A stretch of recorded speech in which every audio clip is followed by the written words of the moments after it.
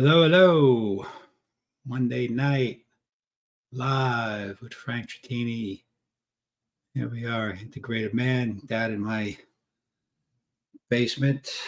And we're going to be joined in a second by Frank Calicchio. Frank, he just did the Legacy Weekend a couple of weeks ago, if you remember last week when you were on. We had Kevin Ogborn, and he also did the weekend. All right, Frank has also done the Legacy Weekend. And I just thought these two men were good examples of authenticity and just teaching some of the lessons that they learned and sharing their experiences with you men. And hopefully we get some value. So let me bring Frankie in now and we'll say hello. Hello, Mr. Calicchio. Mr. Tritini, how are you, sir? Doing great. Doing great.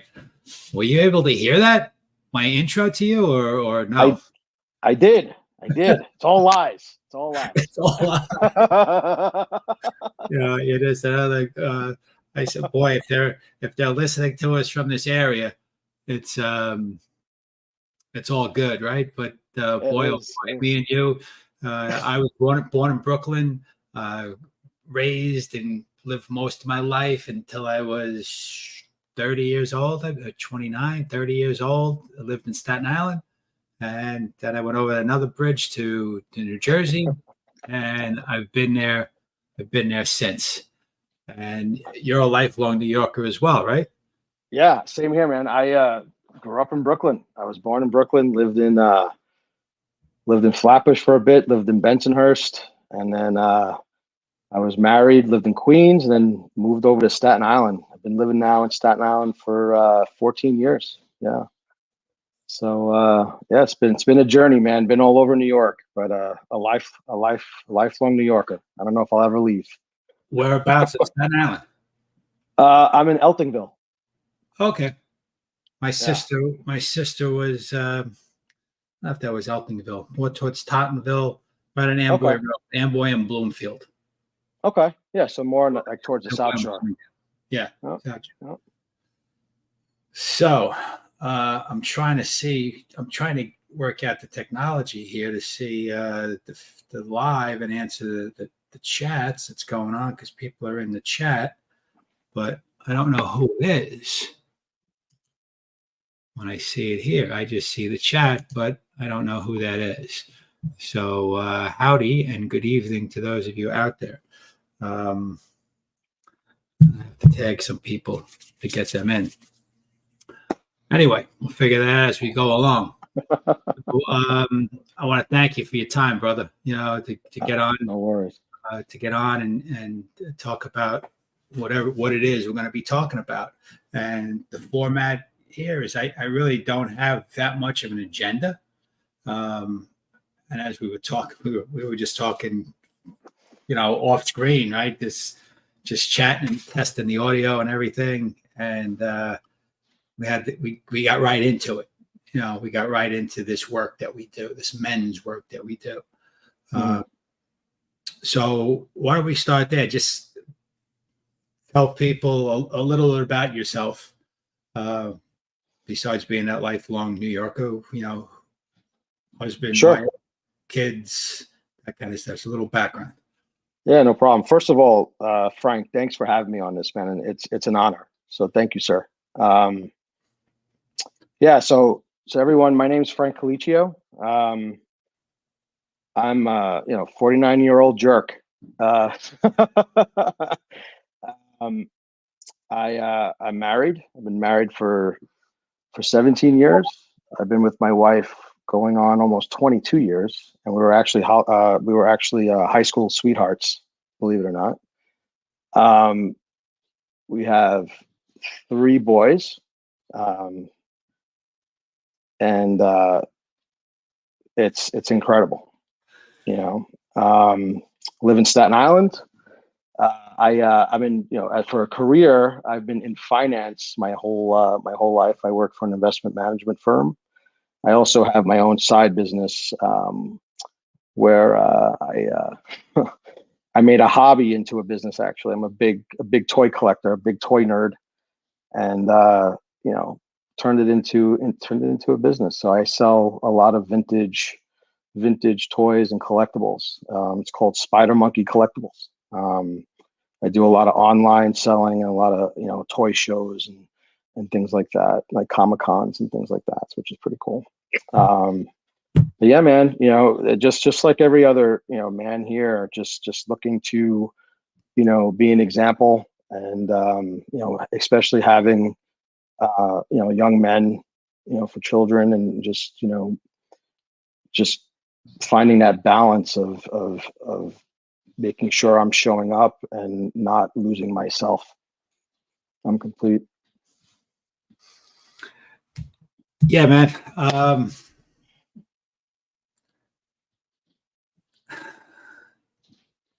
This work that we do is important. I know why it's important to me. You know, I know, you know, when I first, you know, got into men's work, I just felt alone. Mm. I remember many years ago when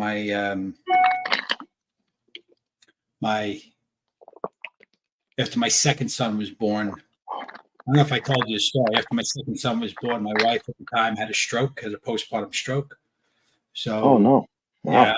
I had a premature baby, a 1 pound baby, in the neonatal intensive care unit, and I had my wife in another intensive care unit, and I had a 2.5-year-old at home, and he was Oh born my God. premature. So going through all of that, right, and I remember talking to a coworker, you know, months after. I'm into it. It's 6 months after, 7, 8 months after, and he sees me in the train station in Philadelphia, and he says, "How you doing?" And I was like, "Pretty fucked up," you know. And he said to me, he says, "You know, yeah, I'm dealing with a lot." You know, I started sharing with him what I'm dealing with. He says, "Do you have people helping you?" And I was like, "Not really." He says, "Why not? People usually like to help." I was like, "I guess," but like I didn't know how to ask for help. I didn't know how to accept the help.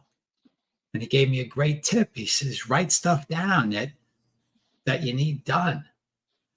And I carried a little list, you know, and I reached the grocery store. You know, you're a friend of mine, bump into the grocery store, and you heard through the grapevine what's going on. And what do you say, right? You say, "Hey, if there's anything I can do." And I would say, "Do you really mean that?" "Of course, of course." And I would go in my pocket. I would take out the list. I would say, "Pick something." And what I didn't realize at the time, in the beginning of doing it, but I realized soon afterwards, and certainly now through the work that we've done, is I was giving them a gift. Mm. They were helping me out, but I was giving them the gift to be charitable, right? Because how good does it feel? Like, at least for me, it feels great to help somebody. You know, for me, nothing feels better than that. You know, that's probably Oh. the best feeling, you know, to really help someone. So, boy, I was being stingy by like holding all the stuff that I had and then feeling like I was overwhelmed. So, in this work, this men's work that we do, one of the greatest gifts that I've been given is the ability to ask for help. You know, to ask for help, and I, yeah, you can put. you know, Tritini, it's funny you say that, because you know, I've been in this work now. You know, I'm fairly new compared to some of the men that are in, you know, on some of these teams, and been doing this. I've been doing this now since you know, 2020. You know, and coming into this work, just like every other man, I don't have time for this. I don't want to hear other people's problems. You know, what am I get? You know, and my first reaction was, I don't have time for this. And being away from it for a month or 2 months, you know, and then talking to my brother-in-law, who actually got me into the work, you know, and him listening to my issues at that time, he's like, well, did you still go into meetings? I'm like, no. He goes, well, you need to think about that. And, you know, I started going back to meetings, and I got back into touch with my sponsors and everything. And it's incredible, because I realized once I gave it a chance, how much I actually want to help people now. It's like, it's like a passion of mine now. Like a man comes over and asks for help, or has a problem, or wants to talk about something. It's no problem. I'm here, man. What do you need? You know, whereas before I just didn't have the time. And I feel like this work has really shown me like my calling, like what I'm able to do, like my purpose, you know, is helping people. And um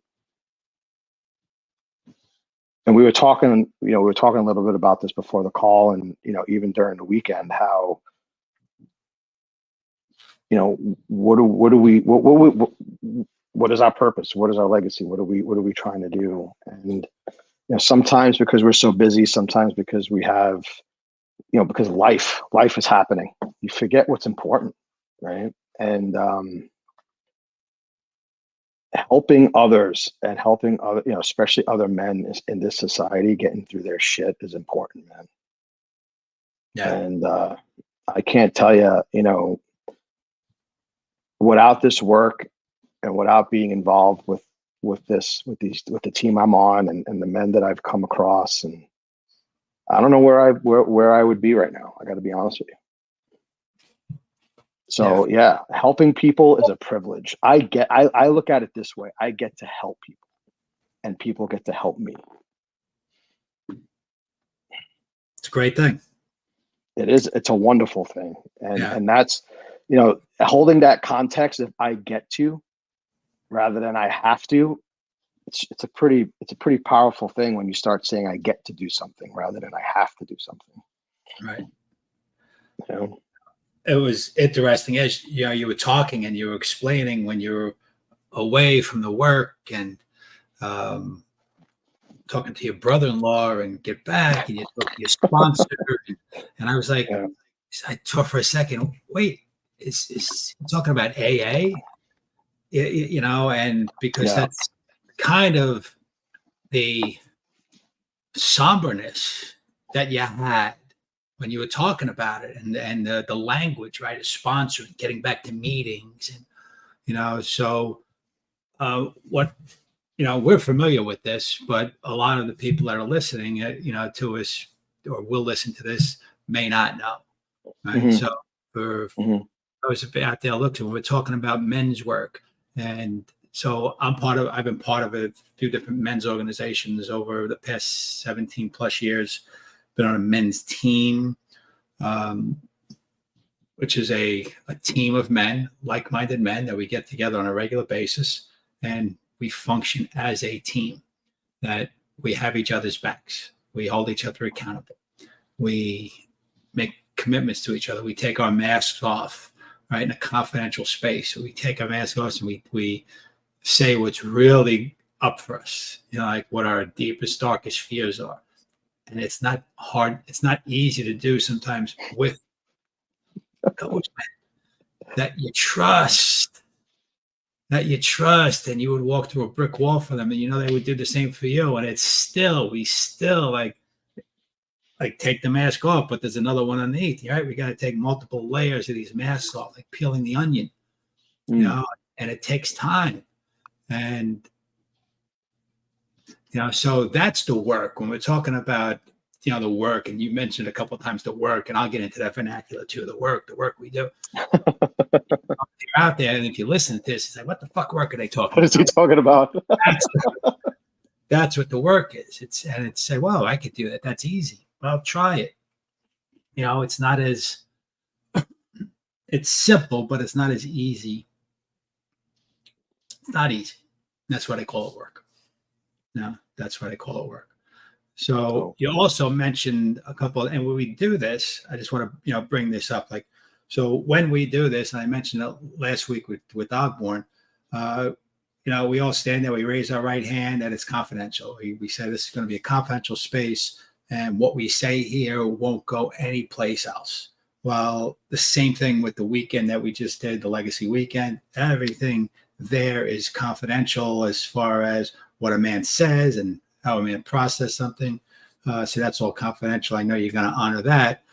And what I want to honor you also is for coming here and being able to take that mask off in a highly unconfidential space. This is as public as we're going to get, the internet, right? It's just out there forever and ever. Amen. And I really want to applaud you for that, because it takes courage. I know it, but I do it. And I've been at this for a few years now. So I figure by this point, everything I've done is out there. But I know it's not the most comfortable feeling for a man sometimes to be bearing this. But so whatever you're comfortable, whatever you're comfortable sharing, that'll be great in this conversation. But you did mention, doing the weekend. You said that a couple of times. So going into that weekend, that was not 2 months ago? Yeah, September. Yep, this past September. Just a month, right? It's about a month and a half, about 5 weeks.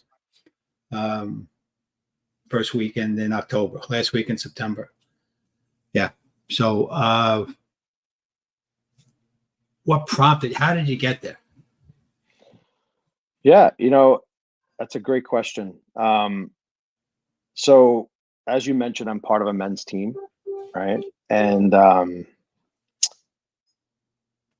part of an organization, and hearing about the Legacy Weekend, and so it was, and hearing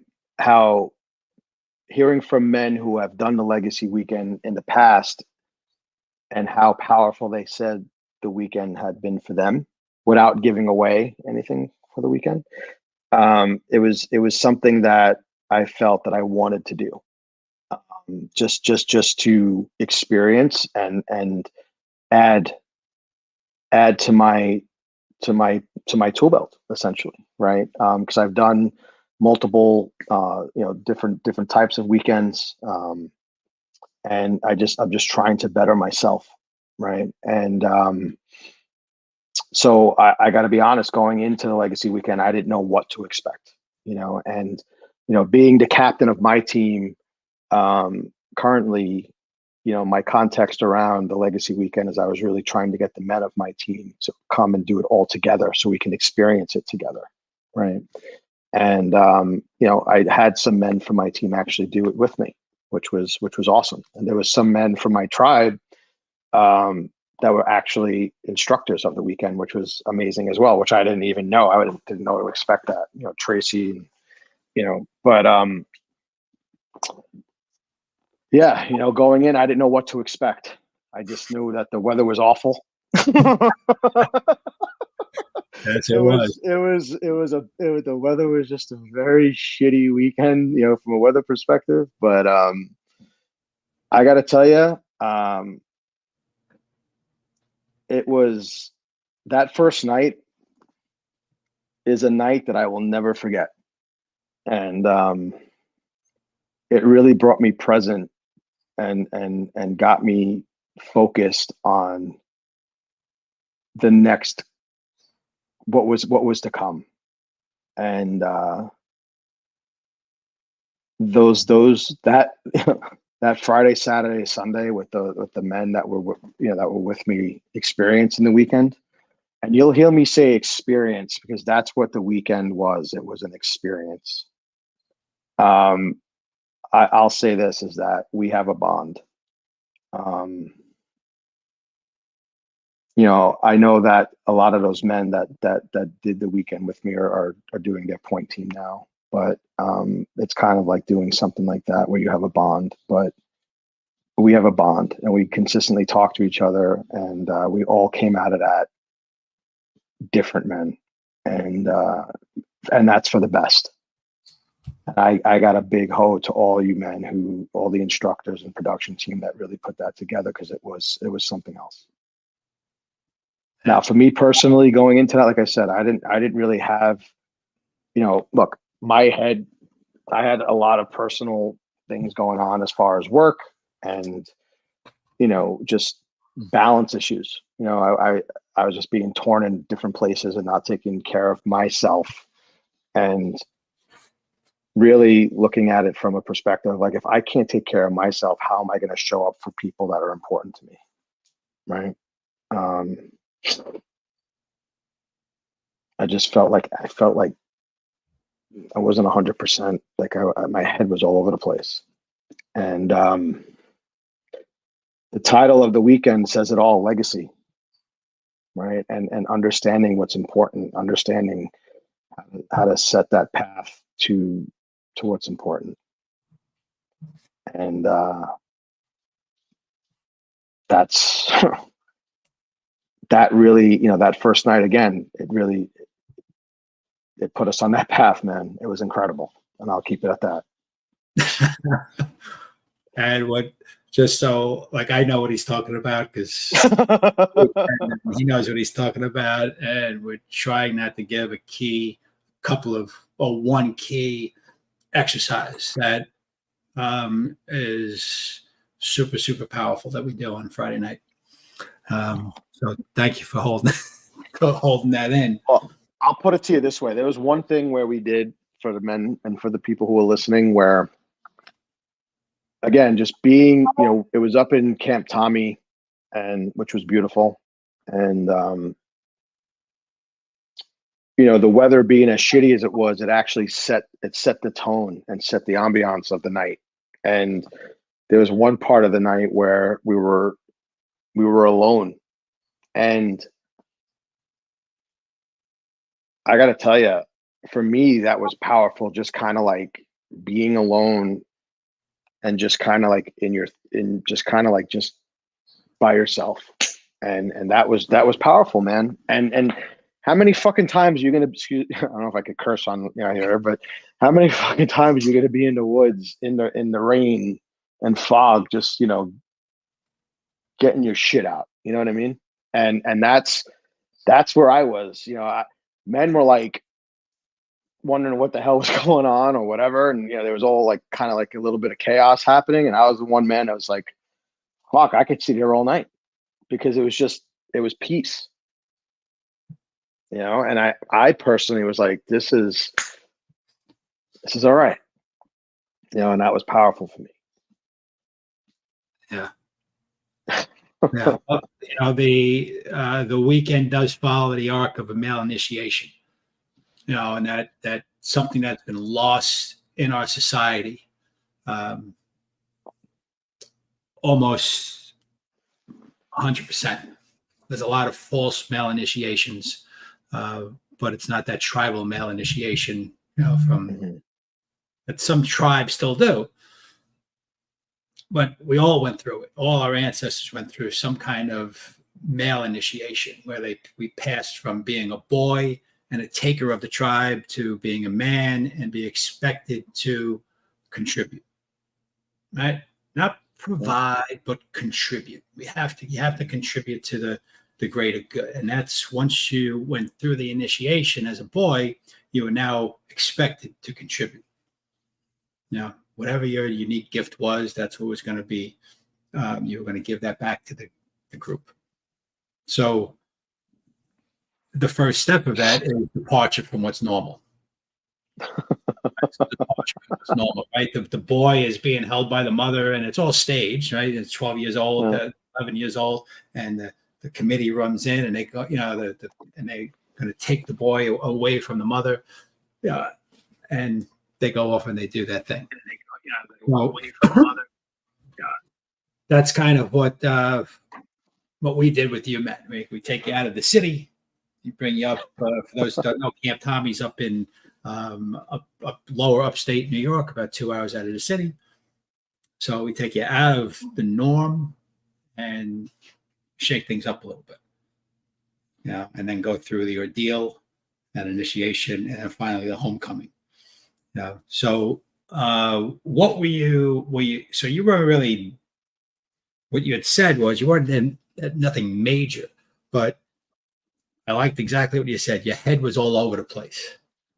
right? And the funny thing, what made me laugh, the title of my group here is The Integrated Man, right? And it's taking all over the place and bringing it together. So Yeah. I'm whole, an operator is whole and not fractured.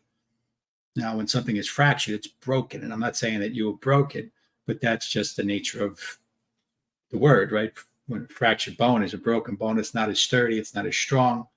So if we can integrate that and fuse it together, a bone is stronger, right? So you came in a little fractured, mentally, maybe not emotionally, but mentally.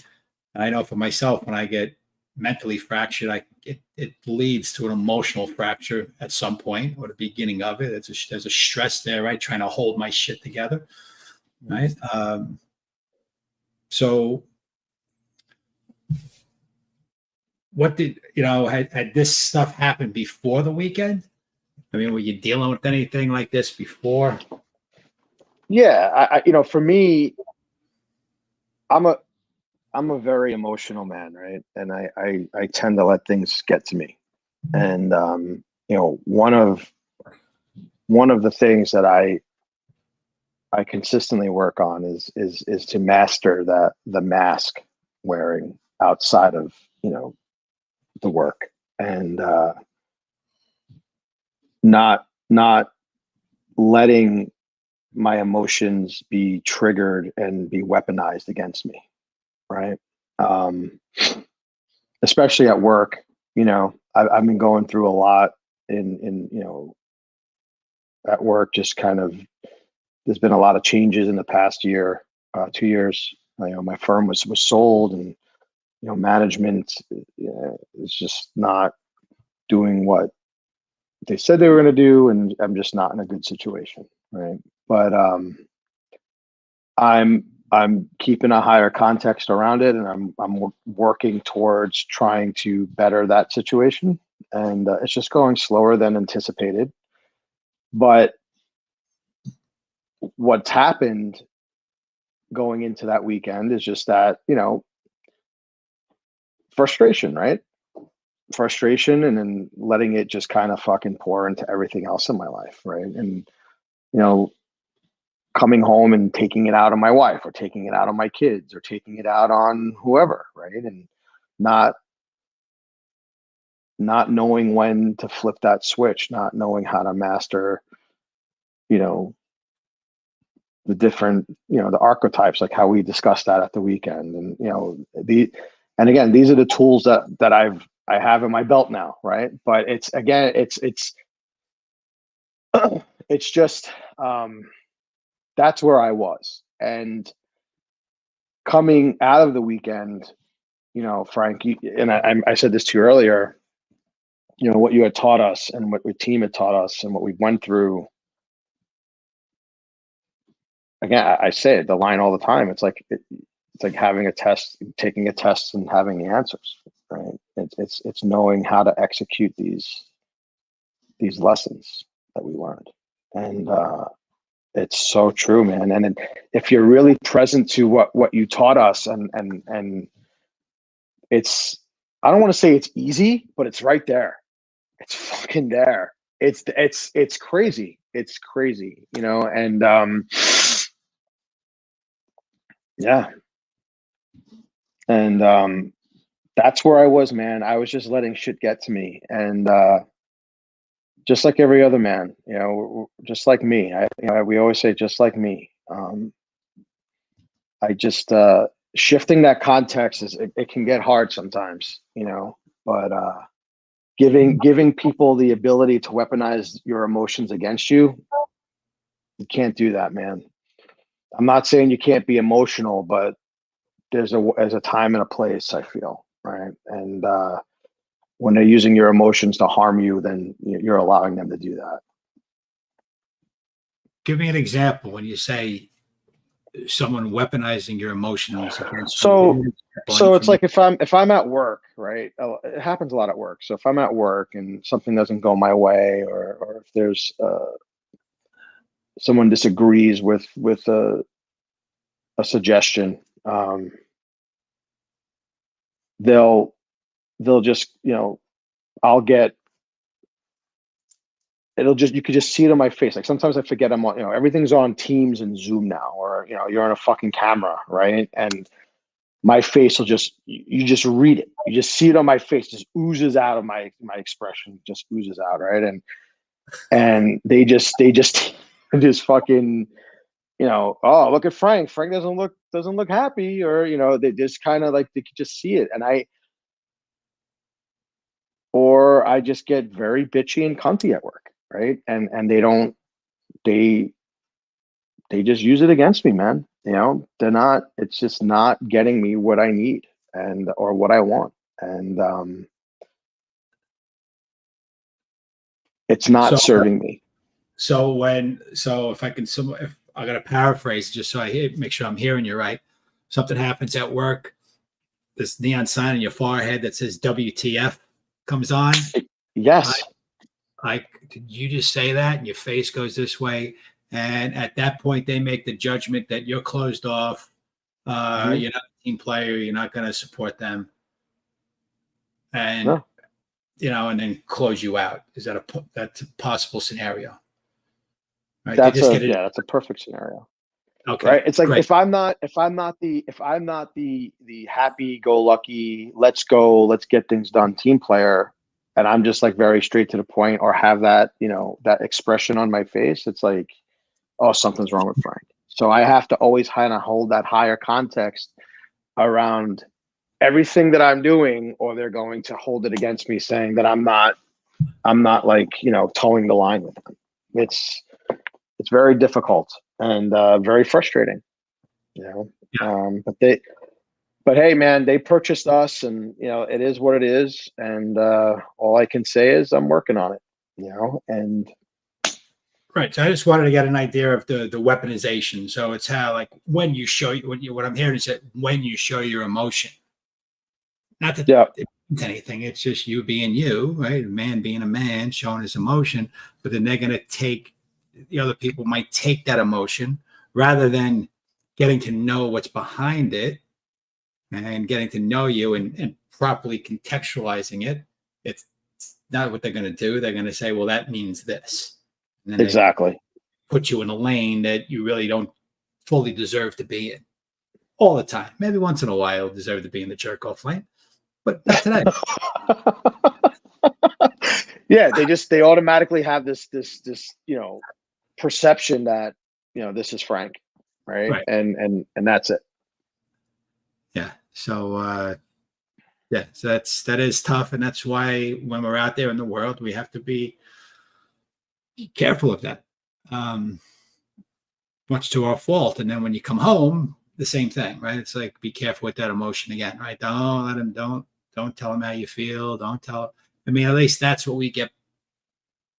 It seems that way, right? At least that's the way it seems. I don't know if it is that way for men, but I know for me, and what I'm hearing from you, it certainly seems that way, that when we show our emotion, that it is often weaponized against us. Mm-hmm. And I know that for years, that held me keeping my emotions tight, because I didn't want that. But that has a negative effect also, right? Holding that emotion in and not being able to share it, and just not going to be able to be authentic. When that starts early enough, then you don't even know who the fuck you are. Mm-hmm. Right? I'm speaking personally. I didn't know really who I was emotionally. Until I learned how to deal with them. Until I learned how to deal with these emotions. And it's powerful. Now, learning how to deal with it, and then being able to, and having some tools to manage it, was such a relief. You're not kidding. It was such a relief, because I didn't know, because I was keeping the lid on the powder keg for so long. Mm-hmm. Literally, and it's like, that's Tupperware, right? When you like, you lift it up when it's in the before you put it in the refrigerator, right? You got to press it down. Mm-hmm. Like that was me. I had to let my pressure off every now and again, but still keeping everything.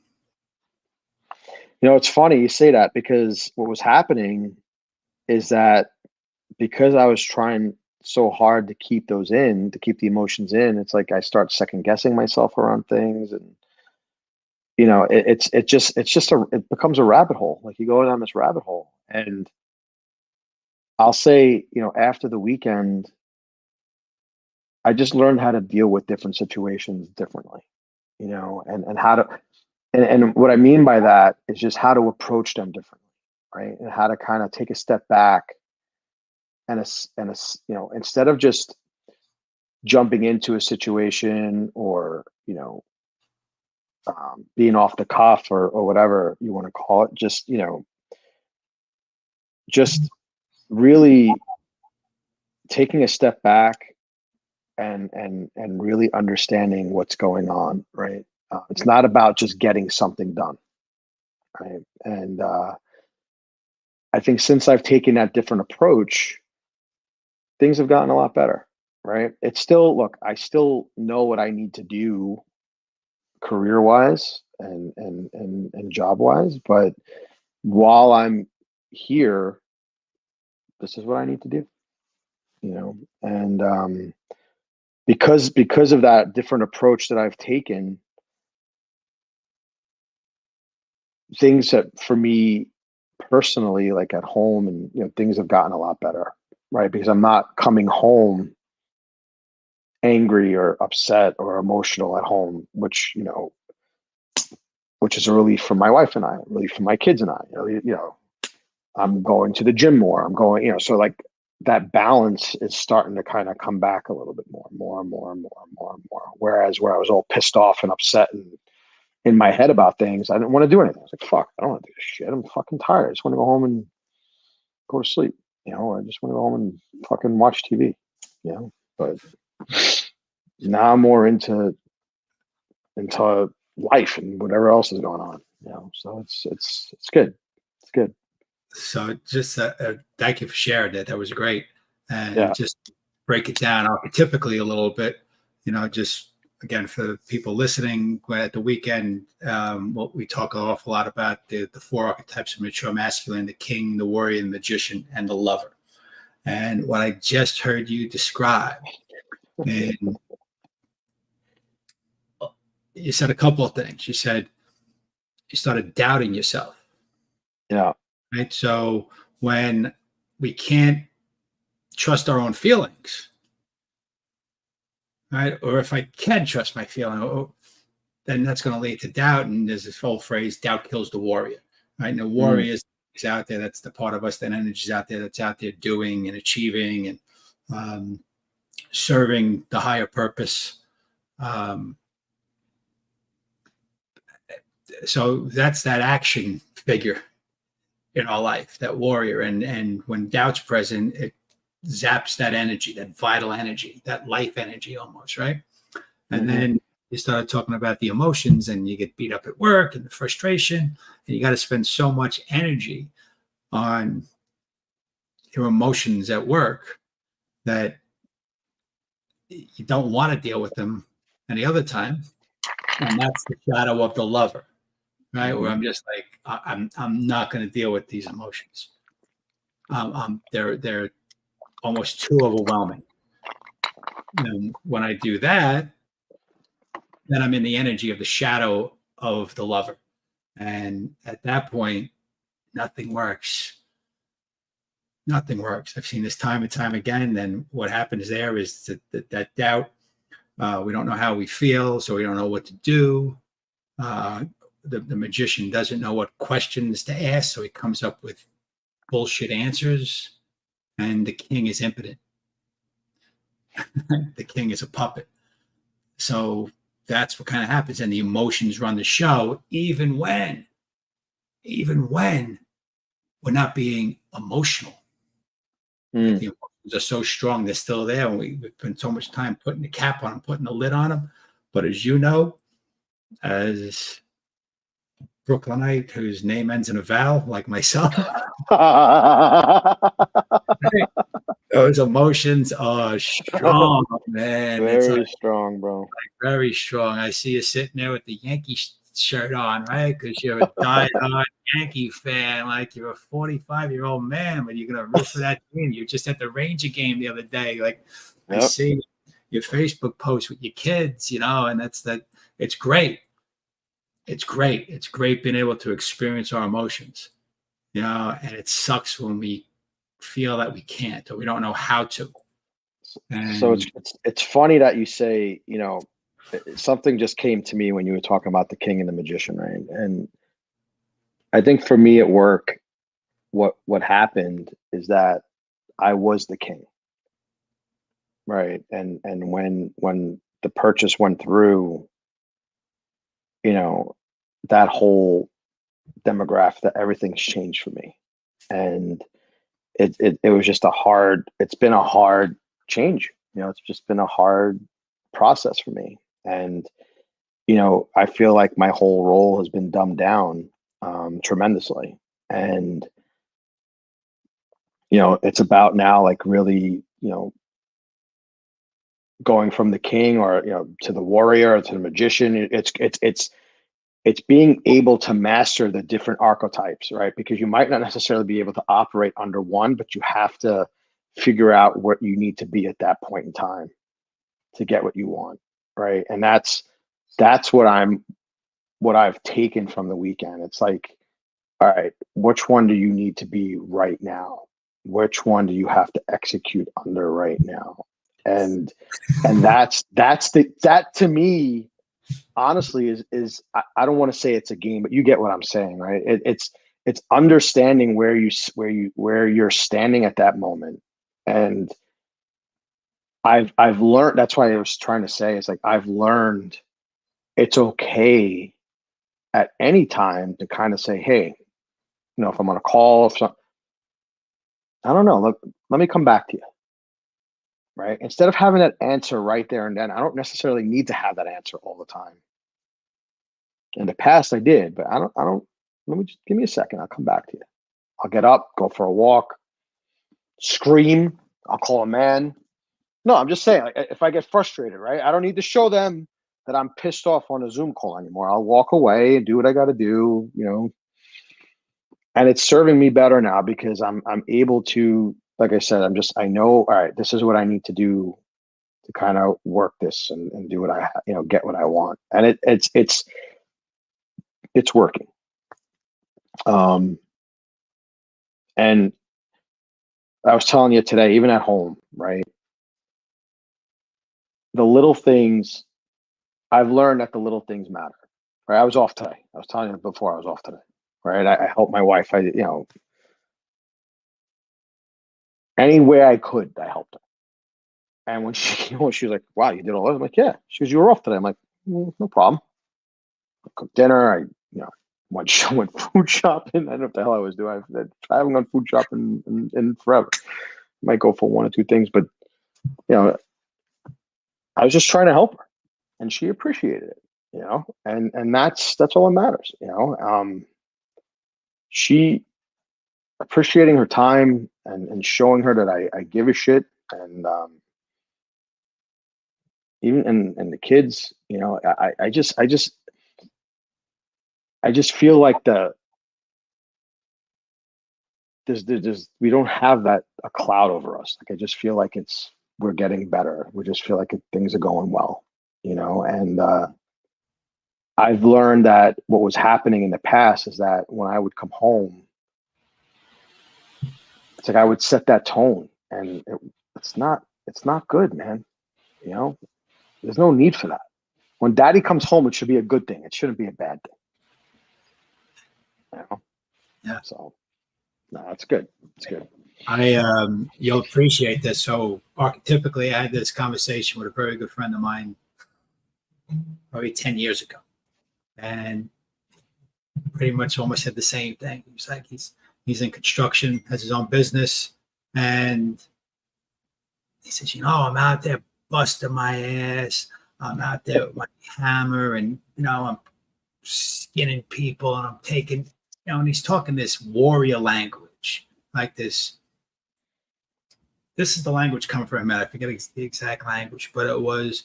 He says, "Yeah, it's a bloody mess when I'm out there." I remember him saying that, I'm in battle with everybody.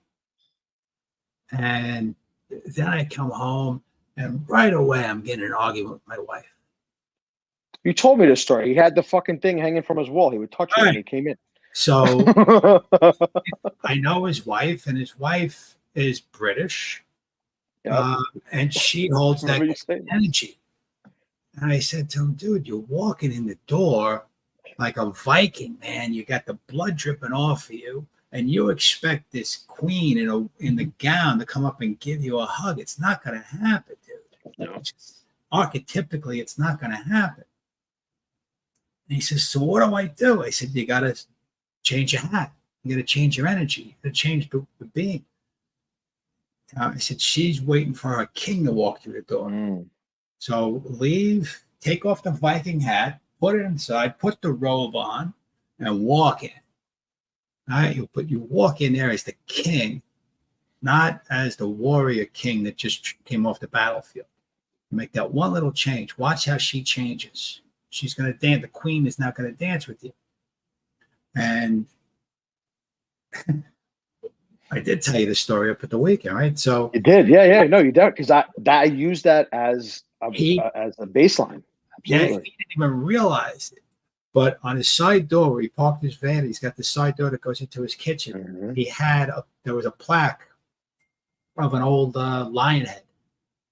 Right, and lion is the king, right? So he didn't even realize it, and he had put that up there. So that's his reminder before he walks in that door. It's like what's that college football team, Notre Dame, when they go to the tunnel. Notre Dame. Yep. So before he walks in the door, he touches his lion head, and that's his way to shift into that king energy, walk in, be able to take care of everybody. And then later on, when he goes into his office, he can, start being back into that warrior mode if he needs to. But we got to make that shift. It's so important. Yeah. It's so important. I got to tell you, man, it's for me.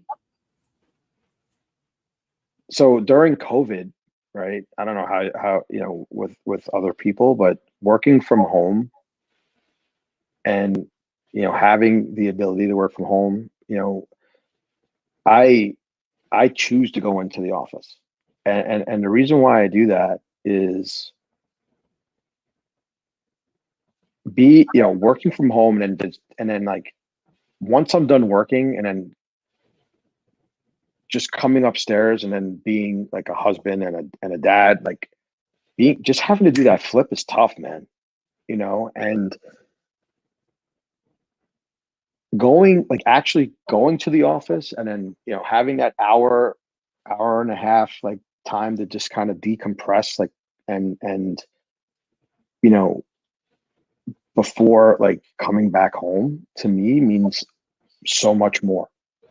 And I know that might sound crazy, but it is. Like, I know when I go to the office, I'm going to go to the gym. I'm going to do certain things when I do that, when I go there. Right. And it just gets my head clear. So when I come home, all that shit that I just went through at work and the day is left there. So when I'm home and I'm present. But when I was working from home every day and 3 days a week or whatever, because I was like, fuck, why am I going to commute into the city every day? I was like, I can't do this anymore. I can't, because I was still like in a frenzy from after the day of work. It was just fucking crazy. I don't know if that makes sense to you, but it was just, yeah, having that hour in between and being able to shift to me means a lot. It makes, energetically, it makes perfect sense. How do we make that shift? And there is something to, like, some people that work from home, it's not an easy thing to do. Pre-COVID, I know a lot of people, entrepreneurs that were working from home. It's more prevalent over the last 10 years or so, right? Mm-hmm. And there's some people that said, I love working from home. I can work in my pajamas all day. And there's some people who said, oh, no. When I work from home, I need to change into my work clothes. Mm-hmm. Some people need to do that because that's the shift from, okay, I'm no longer lounging in my house. Now I am working. So we need that mechanism to shift us sometimes from one hat to the other hat. What hat am I wearing? What hat am I wearing? And this is where I think for me, the archetypes really help me, because it helps me be able to look at my actions, listen to my words, feel what's going on, notice the patterns I'm in, and say, Mm-hmm. "Oh, wow, I'm in the warrior energy right now." This happened to me when I worked for the railroad. I used to work nights, and I would come home in the morning. My family was just getting up, and what do they want? They want a kiss from and a hug from daddy, right? And I'm in work mode. I have a few hours before I have to go to sleep, because then I have to get up and I have to go do it again, right? So I got a few hours to do the stuff that I need to do around the house. And they're just waking up. They just want a hug, a warm hug. And I didn't realize it. So what I had to start, then when I did realize it, I said, wow, who do I need to be? Who do I need to be for them? I didn't need to be the king in the early morning. I needed to be the lover. And I needed to just be there for them for a little bit. And so what I started to do is there's a road that's about a mile long that leads up to my block. And when I turned onto that road, that was my signal to stop listening to the podcast that I was listening to, or the book, or whatever, in that do mode. And I would put music on. I would put music on, and I would listen to some music, and that would just make me consciously be able to shift. To reset, yep. Not a reset.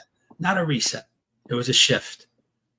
It was the mechanism that caused me to shift, okay, into a different energy, because I'm stuck in that one energy, and you're just kind of rolling in the energy. Listen, the energy, I don't want to get too woo-woo here, but the nice thing about it with the archetypes and the energy is that it follows certain laws, and there's physics that say an energy, an object in motion will stay in motion until stopped by an outside force. Right. So if when I'm in that warrior energy, what's going to shift it? Something's got to shift it. I worked for the railroad and the train. I was an engineer. Like when the train is going down the tracks, it doesn't jump the tracks into something else. It has to come to a switch to go over to another track. Okay. And that's what you're saying, that you were having a hard time making that shift. That shift. That switch. Yep. Right. But now you have a mechanism with the archetypes to say, oh, wait a second. I don't want to be that ruthless tyrant right now. I want to be, a teddy bear. Yeah. And you go from into, the lover, and just, and walk in that way, because that's what they want. And you're not and the greatest thing about this, I feel, is there's no, you don't have to be inauthentic. Yeah. It's 100% authentic. Absolutely. Right. Absolutely. I mean, that's the nice thing about it. It's not like you don't have to act a different way, but when you don't make that shift, and I'll speak personally, when I don't make that shift and I'm in that warrior mode, and I don't actually energetically make the shift, and I try to act nice and love it, it comes off so phony. Yeah. And it doesn't feel good for me. So I love the fact with the archetypes that I have a tool of a lens to view things through, and the knowledge to be able to shift and shift and shift and shift as needed. And what's awesome about it too, for me at least, it's, my wife is present to it. It's like she sees the difference, which is great. She notices how I'm coming home and how I'm present. Now, look, there's days, I'm not perfect, shit still does happen, but I'm present to it now. It's not like I'll make a mistake, or I'll do something wrong and not realize it. I see it right away. And I know she's more appreciative of it. Because I'm respecting her more, where I wasn't. and her time, her effort around the house, how she is with the children, and just things that she does.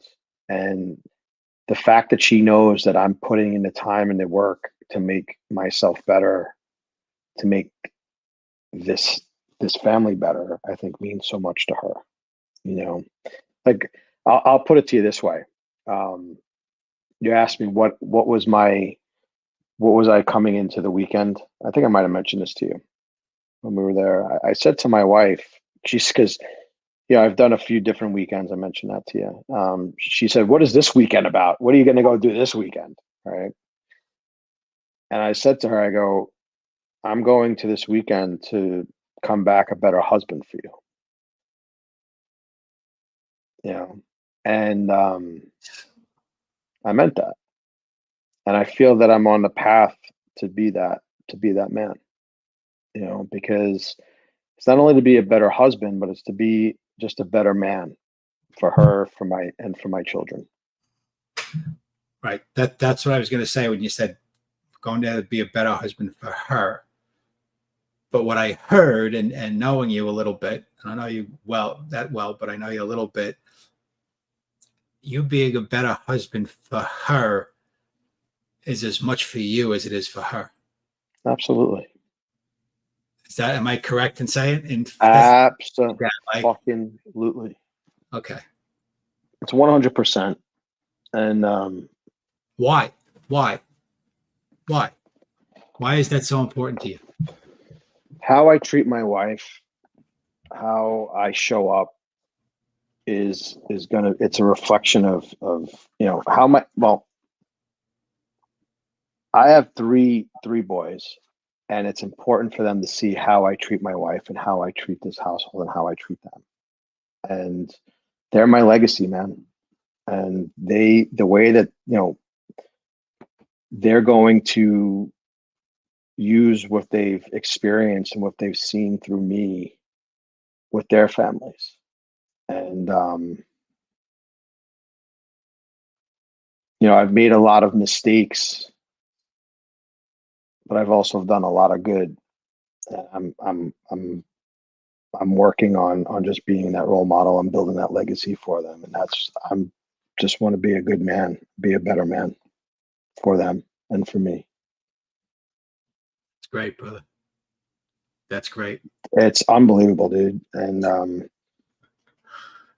yeah, every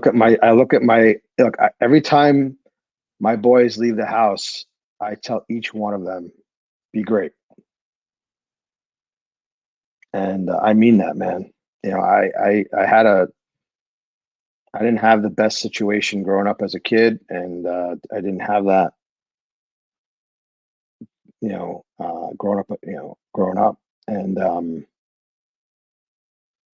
I want them to be great because they have it in them, and I don't give a fuck what they do as long as they're happy, dude. As long as they're happy. I I look at my oldest son, things that he does, his career, he makes me proud every day. My middle son, he's about to graduate college. My younger son just got called up for his JV football team. He was on the freshman team. He just got called up for the JV team. And he's just rocking it. He just made me proud as hell. Just every day, and he just got his report card. He's doing great in he's in ninth grade in high school, and a lot of hard work, and they're just rocking it. He's about to be an Eagle Scout. They're just every day. These kids are just doing a lot of different things. They're just making me, my wife and I proud and happy, and they're doing it, man. And I feel that's because of my wife and I. We're good role models, and we're just pushing them. It sounds like you're doing the work too. That's the it's like you said, it's not easy. It's not easy, man. It's in the way. There's a lot of choices, right? There's a lot of choices. Yeah, it's you know what, man? It's a lot of choices. There's a lot of sacrifice. The way I look at it is my kids didn't ask me to be brought into this world, you know, and it's my responsibility as a dad to be there, you know, to be there and not be their crutch, but to help point them, right, and to help, to be there when they have a question, to be there. Hey, Dad, what do you think? You know, I would have loved to have the, you know, the opportunity to have my older sons to have done the weekend with me, you know, and I'm letting you know, Tritini, it's gonna happen, man. You know, my middle son, his name's Frank too. He's come to a bunch of events already. I think they're just afraid of, you know, as young men are, commitments, you know, but they see it, man, you know, and that's the thing, you know, to have my kids come to me, every one of them have come to me at some point and said, Dad, I'm proud of you. Wow. You know, because they know what I've gone through and you know, the struggles and what I do and what I bring here, and they're appreciative, you know. So you know, I this past summer, you know, my son came to the gathering of all tribes, which you weren't at, by the way, Frank. Last summer? This past summer we did the goat, but my son came to that, and he said that to me after the event. He goes, I'm proud of you. He goes, you did a great job. And he goes, I could see how passionate you are with this work, and you know, and how much you love the men, how much you love your team, you know. And he's right. He's right. So, and I'm glad he saw that, because the one thing I don't do is I don't believe in selling a person into doing something. Right. I believe in showing them through the work that I'm doing, showing them through the work that I've done, and just kind of through the higher context that I'm keeping in my life. Right. And to have them say that to me and to have them appreciate what I'm doing is it's right here, bro. It's awesome. Especially my older son. Yeah. That's respect. So.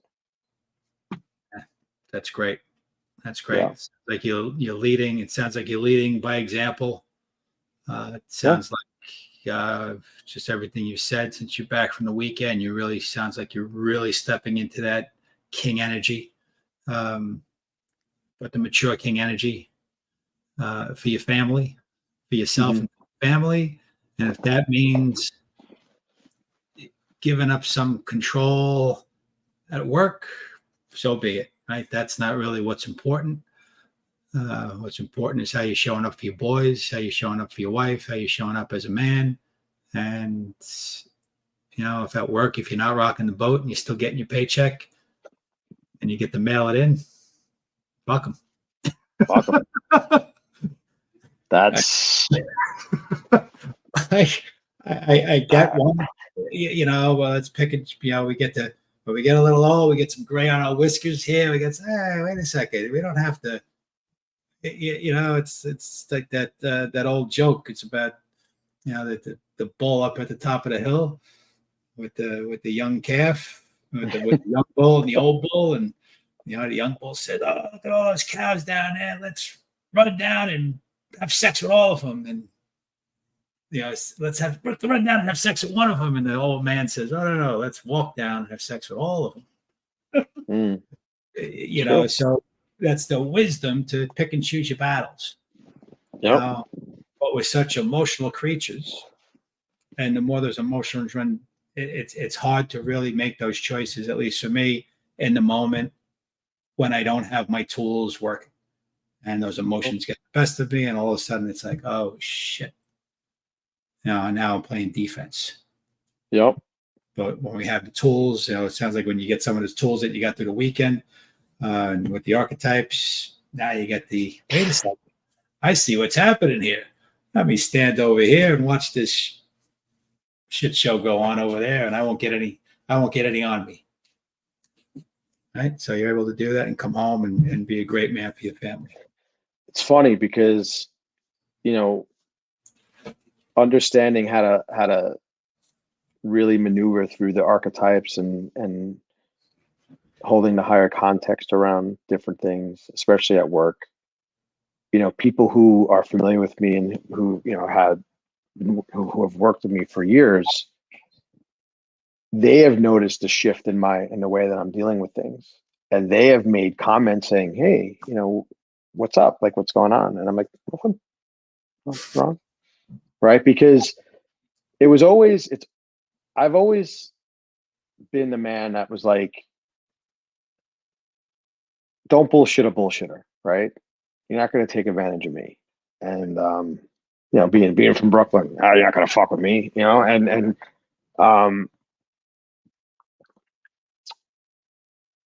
but again, how's that serving me, And, like you said, just being able to take a step back and like, you know what, you guys can figure out. I don't need to necessarily be the guy to tell you. I might know the answer. I might know what needs to go on, but hey, if you want to go, you don't want to go in a straight line, you want to go in a zigzag, and you want to go around, you want to take 100 steps, hey, it's your fucking business. Do whatever you got to do. You want to come and ask me a question? No problem. I'm here. Right. I'm right here. But yeah, that's what I'm doing. And I got to tell you, man, it's like you said, it's having those tools in your tool belt, and it's fucking amazing. Beautiful.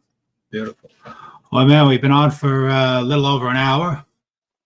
So I want to thank you for your time, brother. I really appreciate it. It's been great. Getting to know you better. Absolutely. I think maybe we might have to schedule one in the future and really talk about being a father.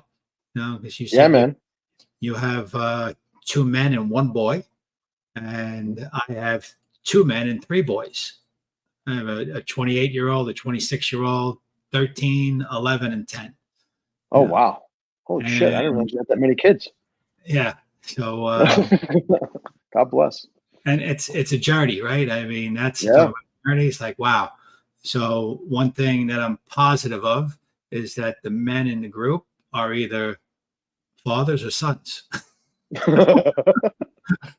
So the conversation about being a father or being a son and those lessons, and you kind of alluded to it. It's like what you didn't get growing up. Yeah. And you're giving that to them. And I know what I didn't get growing up that I'm trying to give to my son and break that and create a different legacy. That's a whole nother conversation, but I think we'll do that sometime in the future if you're interested. Yeah, absolutely. No problem. All right, man. Thank you so much again. All right, brother. Great. Love you. And we'll talk soon. Yeah, man. Have a good night. Thanks. Later. Bye.